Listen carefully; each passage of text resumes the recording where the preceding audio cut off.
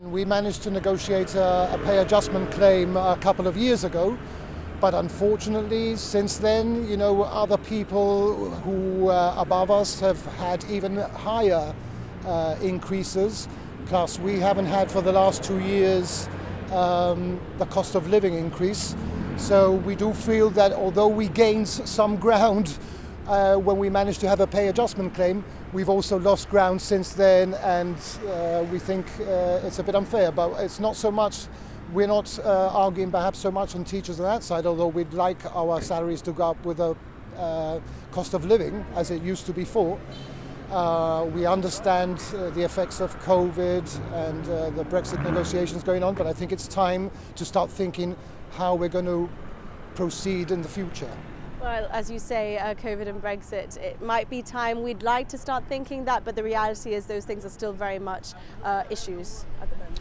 They are, and again, I've said in the past, I wouldn't like to be in the Chief Minister's position. I realise it's a difficult situation, but I think it's getting to a stage as well where a lot of people feel that standards are dropping in many of the public sector departments, including our own, and not necessarily for the workers' fault, and I think this is something we need to address. Well, if you feel standards are dropping, could you tell us a little bit about what the morale is like amongst teachers at the moment?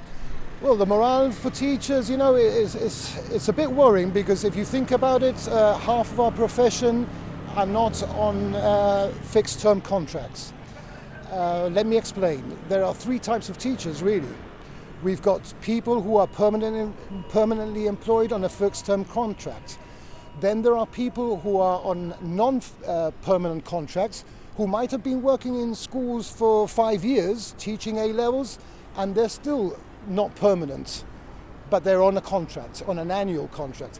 And then you've got supply teachers who are not working on a day-to-day basis. They're on 0-hour contracts, and they just get called in to substitute, basically, for a few days or whatever. So there's actually three categories of teachers.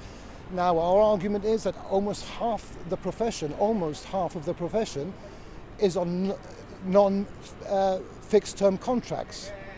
Which, and these are people who've been working for 4 or 5 years, teaching A-level, they're part of a school, they've been at that school for a number of years, and they're still not permanent.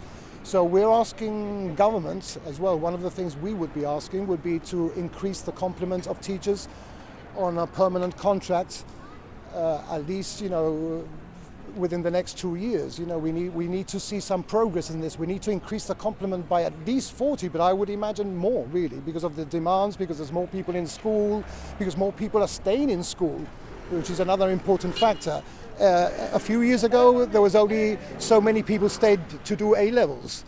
You had to pass 5 GCSEs or more, get English and maths to stay on at A-levels, but because there's hardly any alternatives for people who leave school at that stage, people have been persuaded to stay on to do A-levels, but there's a whole lot more students doing A-levels at this moment in time, so we need more teachers on a fixed-term contract and not on a non-fixed contract.